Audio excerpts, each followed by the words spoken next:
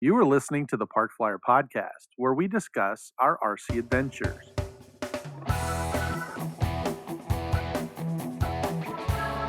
Welcome to the Park Flyer Podcast, where we discuss the ups and downs of the new RC Flyer. Join your hosts, Michael and Jay, as they take flight at the park. Now on with the show.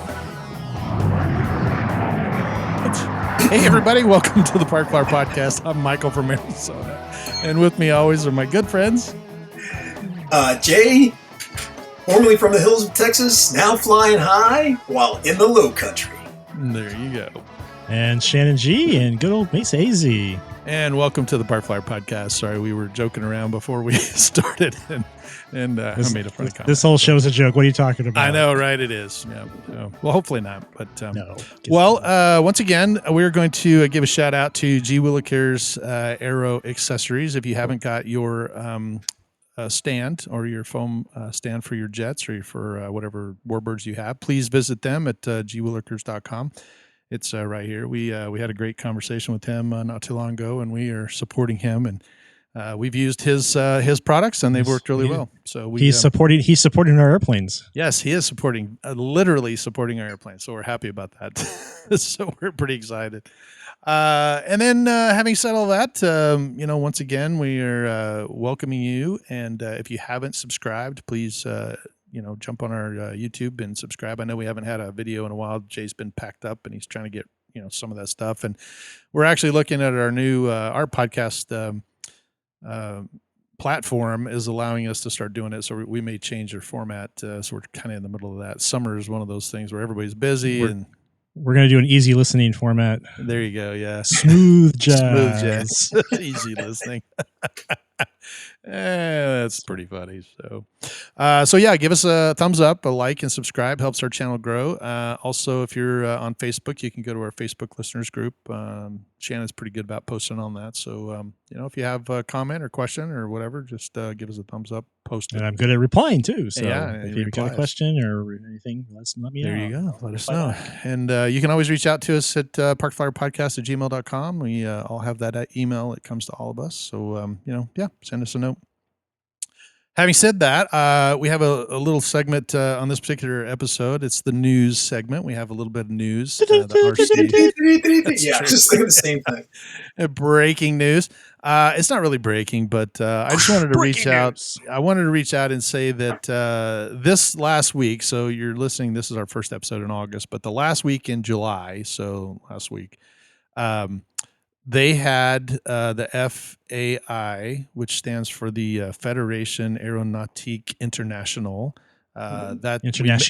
Internationale. We mentioned that Tim Dickey had been in the scale portion of it, but this particular last week, the last weekend in July, the United States went to Germany in the pylon racing RC event and won first place. So congratulations to them. Yeah, awesome. Yeah, it's awesome. They had a little a couple guys showed out there and did really, really well. And one of them, I think, actually got first place in the individual event, and then I think from a team they won first place. Germany, I think, was behind them, and Ukraine or somebody was in there too. Also, at a similar event in the FAI was the free flight event, and the United States team came in third place. So very, very good that the U.S. was representing international, and we support them. The AMA is great, great, and to have those guys fly over, to Europe, and especially in today's time, and take all the time out to do those events is very amazing, and we give them kudos for that. So we're pretty excited about it. Also in the news this week, and you guys can correct me because I'm sure there's somebody out there that knows way more about the competition than I do, but this was the 2025 RC Scale Aerobatic NATS. So NATS is going on right now in Muncie, Indiana, and the IMAC just finished up on the 30th. Excuse me, on the 30th of July, and so they were out flying, and a lot of competitors. They do 4 or 5 flights over the week, and then they kind of look at the scores. And I'm not really sure how they do it all, but I know that they take the scores and then they average out and they throw out some of the low scores and they use like the high scores. But this particular year, when I was looking at the results, I was amazed. I don't know if it happened every year, but this year I was amazed that almost every category had a perfect score. So I think Wow. perfect score is 1,000, and there were several guys that won that had perfect scores. So I was amazed. I mean, getting a perfect score in the real, not RC, but in the real world is very, very difficult. Hardly anybody gets a perfect score. So to see it done there was amazing. So I was pretty impressed. So That's awesome. yeah. So kudos to those guys as well. And then lastly, in July, might as well throw this out there too, but congratulations to the Utah Valley Aero Modelers Club. They won the Club of the Month for the AMA. Oh, So nice. Nice. in AMA news, they had a lot of events for the community. It's a beautiful field from what I've seen. I've never been there, but it's got 2 runways. It's got a river that runs around it. They do float plane. They do regular RC flying and, control line, the whole deal. So they've put forth a big effort. They are a AMA Gold Leader Club. So congratulations to them. And I know it's, pretty prestigious to get Club of the Month. So congratulations. So Nice. I know Doug is listening. So yeah, Doug, pressure's on. So, but yeah, we give them a shout out as well. So, but that covers it for the news portion, I guess. I was amazed. I was out on the road. I've been on the road for last 2 weeks, and so this is the first opportunity. But I was able to kind of look it up and see what was going on in the RC world, and have worked this last 2 weeks with a couple of guys that actually fly as well. And one of the guys is the guy that I just worked with. He was a glider pilot, and had a bunch of really big 3-meter gliders. As a matter of fact, Jay, he still used the Craft single stick. Ooh, Oh, really? And old school. yeah. So and he had a Bird of Time and a couple other ones he was showing me. I was pretty luckily for me, because when I'm working with someone or flying with someone, we spend 4 or 5 hours together in one leg, and then we spend 2 or 3 or 4 or 5 days together. And so we had a pretty good conversation. He's a great guy. He lives down in Tucson, and was showing me all his his RC stuff. So it was pretty cool that actual Nice. pilots, that I work with still do RC stuff. And the fact that he was down there doing, glider stuff. I was like, yeah, my buddy Jay, he's all into those gliders. I was like, he'd love these. They were all balsa wood, old style, stick built, covered, and none of this new stuff that they have going on. So it was kind of funny, but they were awesome airplanes, and older airplanes. He's had them for quite some time, so it's pretty impressive that he was able to do that. But I asked him, I said, well, do you have the new radio stuff? He's like, yeah, I like the new radios. He said, but man, you can't go wrong with a 72 megahertz crystal. He said, I'm the only guy out at the field, now that I open my antennas. They don't have to worry about any kind of walking on signals or nothing, right? If you show up with a 72, you got the whole field and sky is yours. Yeah, pretty much. Well, and then he's got the altitude as well, right? I mean, he can go up as far as he wants. I mean, some guys talk about the spectrums or some of the 2.4 gigahertz not going up as far. I mean, we can get them up there, but sometimes they have a signal loss or something. But that particular one is like just radiating out anywhere you're going to go. You spec it out up there, and it's good to go. So, but anyway. So I was able to talk about Jay and say, Jay and I have flown in Alaska with the gliders and specced out a few, Mm-hmm. hoping we don't get hit by an F-15 or an F-22. So that was a fun field to fly at. So, and then AK Mike, I think, has sent us a note the other day. He was at his flying field and unfortunately had an accident, but he built a couple of new flyers, and one of them was missing a nose section. So he was able to 3D print a nose section out of it and make it work. And congratulations to him for being able to do that. So, and I guess it was a little wind or something. He tried to land it and it kind of tipped over and broke something, but he was able to field repair it and get back out there, and he's having a blast. So we're excited to have to touch base with him, get him back on the podcast, and hear how his actions are. So, Well, what else do you have there, Mr. Shannon G from Mesa AZ? You got some news. Yeah. So one of the events I was able to attend last year was the John Morgan Electric Fun Fly, the JMF, what they call it, up in St. George, Utah. And it's once again happening September 19th and 20th here in up in St. George. This year, the contest director is a guy named Scott Ramirez. And Scott, I've known him for many years. You guys probably have crossed paths with him too. It's just one of those things, we see so many people and things. But he's been to AEF, and we've been to a lot of events together. He's a great guy. He's just so talented and he's a fun person. But he took over because I think whoever was running the event just really couldn't do it any longer. And he lives in California, so but he's a member of the St. George Club because it's not that far of a drive if you really want to go. I mean, hours, but he goes there occasionally. So he's taking it over, and he's pretty much going to, from what I can tell, going to run it the same way. A lot of the planes that come out to that event are scratch built or customs. It's really kind of a builder's paradise that they like to come out and just kind of roll out these cool planes. There was a Tu-22 Blinder bomber that I think I sent some video that did the Maiden didn't go too well, but the guy reworked it. He put some different fans on it, and he's going to have it ready for this year. There was another guy that had a bunch of really scale helicopters, and he's got some more coming. He's got a Sky Crane. He's got a big CH-53 Sea Stallion. Just really cool stuff. So it was just, for me to go there last year with Barrett, and he rolled out his jet there for the first time. That was really cool, the Arado.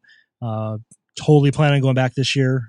Wink, wink, nod, nod. Hopefully, when you guys come out. I know, right? I got a wedding that I'm going to be in. Unfortunately, I know, right? Oh, well. I can sneak out. This is in St. George, it's right? Not my wedding. Yeah, no, it's in somebody's Denver, wedding. Unfortunately, but it's not my wedding. Too far away. But my wife is the bridesmaids or maid of honor. Got to be there. Yeah, we got to support her. But I think I've got my other cohorts, Craig and Matt, that helped me with awesome. We're to excited join to hear us. those guys again. So that was a fun show. They were funny. We enjoyed it. But September 19th and 20th, St. George, Utah. Great flying field, very picturesque. Great club. Can't camp there. That's the one bad thing, but it's very secure, so you can leave your stuff overnight. I mean, it's literally just locked in, like you can't get in unless you're top secret security. I got strip searched on the way in going there a couple times. Which was fun the first time, but not the second. Yeah, second time. Like, hey, you get a little handsy there, buddy. Yeah. Yeah, it's only 3-day event, so it's funny. Fourth is my own fault. But, anyway, it's a family show. Yeah, that's right. We I went back 5 times. Anyway, a 2-day event, and I went back 5 times. But Barrett's going with his son. I said I'm going to probably go with Craig and Matt. We'll see for sure. But Barrett's big project. It's not really a secret. I don't think I'm spilling the beans. He's got a Globemaster, Douglas Globemaster. Oh, very nice. C-124 for big radials. Of course, he's all electric, but he's totally scratch built, and I've done all the electrical for that plane already. So it's getting close. It's getting ready to go. And actually, I was just over. So Barrett has a new place. He has a house that he bought as a studio, basically. Right, so to replace where the big shop. So he has this house that's basically dedicated to RC. It's crazy. He calls it Gumbasia because his Gumby is his like favorite like kind of cartoon character. Right. And he's so but it's so cool that he's got like this living room you walk into and it's just got wall-to-wall boats and airplanes on the ceiling. And then you go into the kitchen and it's wall-to-wall boats and airplanes on the ceiling. And then you go into the guest room and it's wall-to-wall boats and airplanes on the ceiling. And he's got a shop in the garage. Whether it's not air conditioned, so it's kind of like, okay, we're gonna stay in the house until it cools down. But, right. So maybe we'll take him on a little tour there because awesome. he's able to really display a lot of his planes, and he's found stuff he forgot he even had when he moved. Which Jay, you're sure well aware of. Yeah. you haven't found it yet, have you? So. Opening boxes. Here it is. Yeah.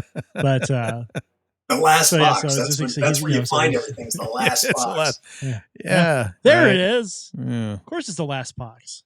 So it's just exciting that he's able to have a place to do his work and continue what he likes to do, both the planes and the airplanes. So, or the boats and the airplanes, I should say. His other passion is large boats. Which They're amazing. I've seen a few, and they're truly amazing. So, I mean, he puts a lot of love and effort into those. So, to watch them is very, very cool. Yeah. So we'll definitely have an update on Jet Rally next week. I think James has come to the board meeting tomorrow to go over the particulars for the dates. So I don't know. We'll update everybody when we know about the dates for the Jet Rally, Arizona Jet Rally this year, right. Which definitely happening. And then of course I got to put together my little proposal for AEF 2026. It's coming, man. I know it's not that far away. So I gotta put that together and hopefully get that going. But obviously it's happening. And I just got to nail down the weekend. Pretty sure it's the first weekend of February. We're going to try to squeeze it in this year. Very cool. And it works out. So I got to talk with Tony, so I'm not stepping on his toes for for Warbirds events. Winter Warbirds. We like to pal up on that. So yeah, sure. So that's what's going on here in AZ. It's been a hot summer, which I think we've commented on several times. It has been. It was over 100 degrees last night, and it was 11:30 at night. So we did get a really brief but powerful monsoon last night. Yeah, we got hit hard. I mean, my dogs aren't bothered by it, but they were like, "What's going on, Dad?" Yeah, like, it's just the rain. Let you outside. You can see. And, well, while Shannon was watching it from his house, I was watching it from about 36,000 feet. So it was it was a pretty big storm. We slowed down and had to go a little, a few zigzag around it, but it was very active. I was very surprised how active it was. Can't you just gun it and fly right through? Like they gun it. Yeah, I could do it once. Well, this is. I mean, this has nothing to do with RC. It's kind of interesting. I usually don't talk about work, but I was coming out of Vancouver yesterday, and they were doing military activity right on the U.S. border, so we couldn't cross the border. So they told us, "Hey, you got to stay away from the border. We've got military activity down there," and I mean, it's a U.S. airline, so they're like, "Yeah, you can't cross the U.S. border yet," and we're like, "What?" Why? They're like, well, the military doesn't want you to, so you have to fly down here. So we had to fly like through Canada all the way to like Montana before we made the turn southbound. And there's a bunch of weather there. And so I'm like, well, I got to get around this weather. And they go, well, you can't go any closer than 5 miles from the border. So we literally, the guy I was flying with, he, ex-military, he's like, okay, I can do this. So he kind of put a fake line on the border. It's not like I can look down and see a fence, right? It's not like we have a fence going down the border. Like a fence. Just follow the road. So yeah, we stayed like 6 miles from the border. We just kind of zigzagging around, and once or twice I almost thought I was going to have to punch it, right, and go right through it, but we were able to kind of scoot around it and or get over it. So it is kind of crazy, but yeah, you can do that one time. You probably will be called in the office, and they'll discuss the. I know. Technically, the plane can do it. It's just all the people throwing up in the back and screaming and yelling or getting hurt. Yeah, and praying. That's the problem. Yeah. You might not get that good check on your appreciation card at the end. Yeah. Yeah. I don't get a 5-star Uber rating, is what you're telling me. I was like, something 1 star. Yeah. No, actually, we're pretty sensitive. We just had someone just blame the app. It was the app's fault. Yeah, right. The way it routed you. Yeah, we did have someone just recently that accidentally, they were flying at night. Sometimes at night you really can't see it, and they went through, and a couple of people got hurt. So they kind of emailed us and said, hey, you got to be careful out there. And I think another airline, won't mention any names, but I think that they just had an incident as well where some people got hurt. Turbulence is one of those things, it's sometimes you can see it, sometimes you can't. and that's not like I can see the turbulence, but I can see the cloud that's going to make the turbulence, and I can avoid that. But the clear air turbulence, some of that wind shear that happens way up in the the atmosphere that people don't even realize, they just they're used to sitting in a plane in the back of the plane and being smooth, and then we're up there. Sometimes it catches us off guard too, and we're not really ready for it. But you'll see a wind shift or this shear out there, and all of a sudden it's like it's all. For me, I don't really notice anymore unless I hit my head, but but the people in the back sure notice. So I usually get a call from the people going, "Hey, what's going on up there?" And I'm like, "What are you talking about?" But yeah, no, I wouldn't just barrel through that stuff. I know. I have been hit by lightning several times, and yeah, it was not a fun event. So it's kind of cool, but not so much. I mean, sometimes things. I don't know if you ever seen a plasma ball. Yeah. I've had a plasma ball come through the airplane once. I get hit by lightning, and a big plasma comes right out of the front and goes right down through the middle of the airplane, freaks everybody out. But most of the time you don't get those, but you just get a lot of static, and you got to write the airplane up because parts flew off of it. Little static wicks, not big parts, but just little static wicks. That's what they're meant to do. They're meant to vacate the airplane if you get hit. It's like rubbing your feet on the carpet and touching the doorknob. It does the same exact thing. So. Yeah. But anyway, sorry, I got off on a tangent. What's that? Hey, it all applies. I said just buy $1 million though. By rubbing your feet across the carpet, just buy $1 million. Yeah. Yes. Yep. Yeah. Exactly. So, and touch your little sister. Hey! Touch her again. Start her. Whatever your case was. I know. Right? It's like clear. Oh, it's funny. Oh my gosh. Well, Jade, have you got out and flown anything, or how's it going? No, I haven't had a chance. Still still looking for gear, moving boxes still. That kind of stuff. Yeah. Or I found the gear, but I don't have any place to assemble anything. So Right. Yeah, we feel for you. I mean, for those of you who don't know, Jay, when he moved down to Texas, there were a lot of stuff that stayed in boxes because of the room. That he didn't have room to unload a lot of it. So now that he's in a place where he's not sharing it with someone else, then he can get a lot of that stuff out. But it's kind of like Christmas every day. You open a box, go, oh yeah, I remember that. I've been looking for this. And if it's anything like me, I've got like 5 different tools because I'll put one down and then I'll set something on it and then I'll be like, wow, where's that tool? And I'll order a new one and then I'll put this one in a specific place and forget that and then find the other one. And then I'm like, wait, I have another one that has orange handles, not blue handles, So Mike, remember at my parents' place, they had, back in the tool room or whatever, my dad had like 500 tape measures. There was like, tape, they were like all over the house. So, I grabbed a few before we left and Becky's like, hey, where's a tape measure so we can measure something? I'm like, yeah, where is a tape measure? So I found one, and I'm just like, and then I put it down, and then I come back, and I'm like, I could have sworn I left it here. Where'd it go? But it got put back in a box or got put somewhere. The gremlins. I don't know what. It's been very frustrating. Yeah, that's pretty funny. To go, yeah, that should be right. Oh, or you go, I'm working on something, and I go, oh yeah, I need this wrench. Yeah. Should be over here. In this toolbox? No, it's not. Right. Well, where's the orange toolbox? Dang. Right. I could have sworn I saw that. I tell you what, I loved Jay's dad when he was alive. Jay's dad was so practical, and Jay mentioned that he had 15 different tape measures, and we asked his dad one time. We're like, dude, what the heck? You've got all this stuff in every room. He's like, I never want to walk anywhere. I want it to be right here.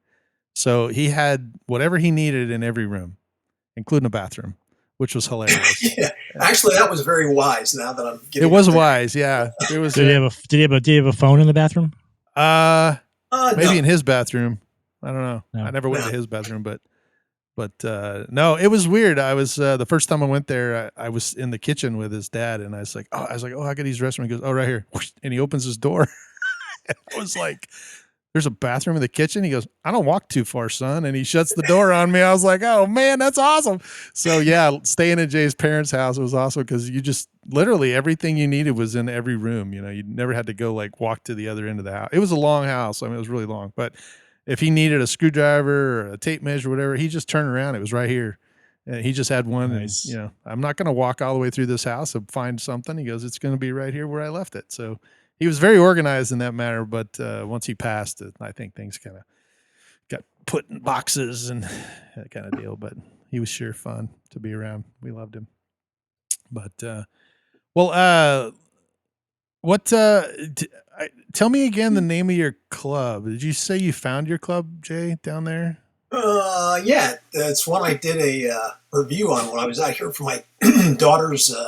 When she graduated. Let me pop that up here real quick. Because I remember that when we did a podcast, you had traveled out there for the graduation and had gone and talked to the guys.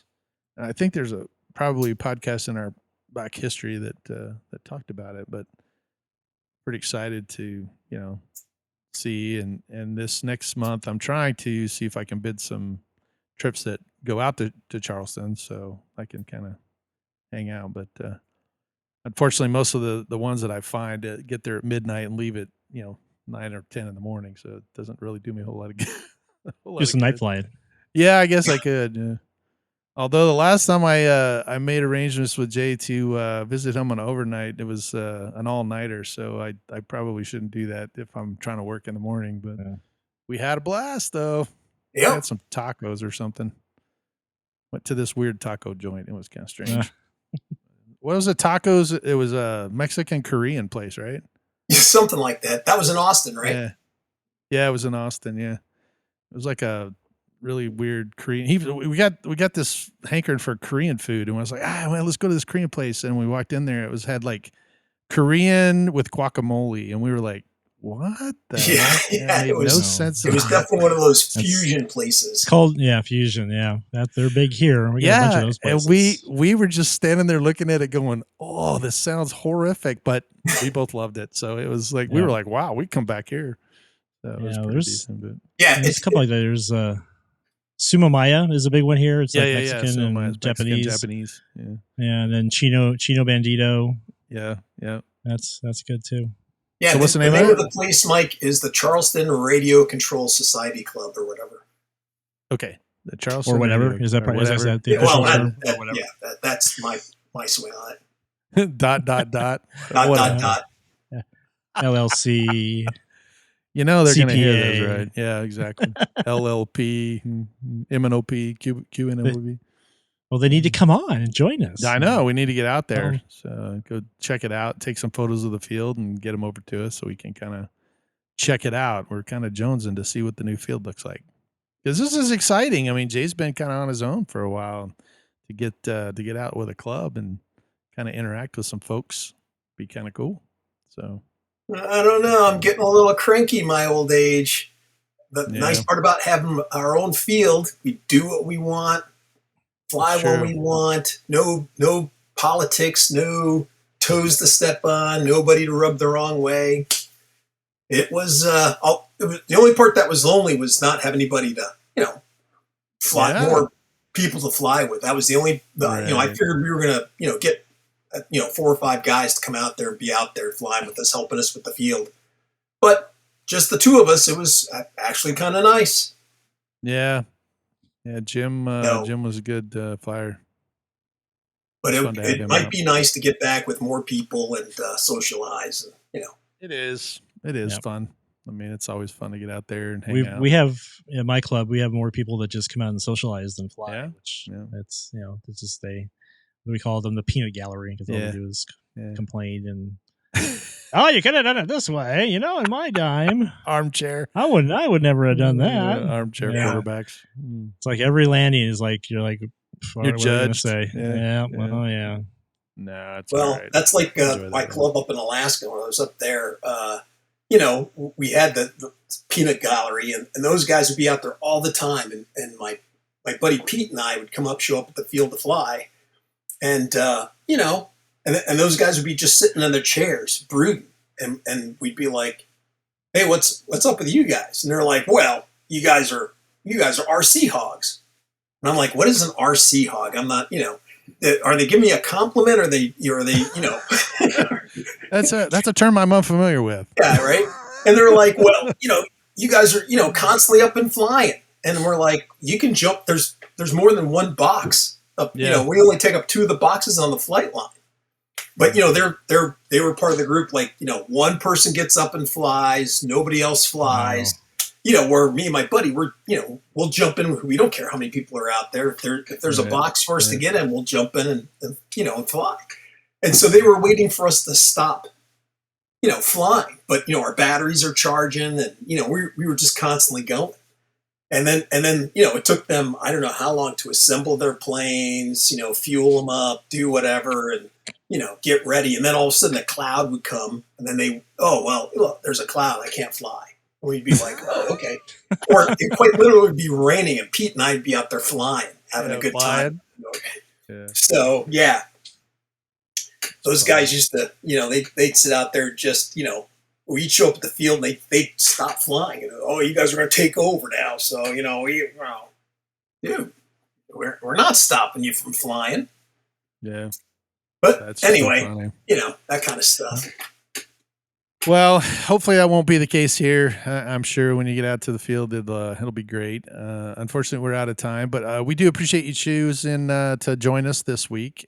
We do have some events coming up, which will be good. I think Shannon's making arrangements to go out to those, and we'll keep you up informed. Once again, congratulations to the Utah Valley Air Modelers for the Club of the Month. I think I'm going to try to at least see who the AMA, give them a shout out on the podcast. It'd be kind of cool, and see if we can do some of the news.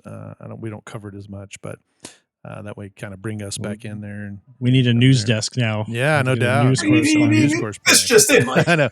We're just in. I know, right? It'd be the desk anchor. Shannon could be the Shannon be the roving reporter. Yeah. So jump on the Facebook listeners group, give us a thumbs up, and shout out to Shannon. He'll give you a quick answer, and give us some support. It always helps our channel grow. We do appreciate you listening to us. I know this summer's been kind of moving with Jay, and it's hot outside, and we'll get some more events going on and try to get some better builds and that kind of thing. I know I'm still working on my stuff, so we'll get with you. But thanks for joining us. Let's see. I'm Michael from Arizona. I'm Jay from the Low Country. And Shannon G in Mesa AZ. We'll see you in 2 weeks. Let's fly. You have been listening to the Park Flyer Podcast. Thank you for joining us, and we look forward to your next visit. Please give our show a star rating and review, and feel free to email us your questions, topics, or suggestions to parkflyerpodcast@gmail.com.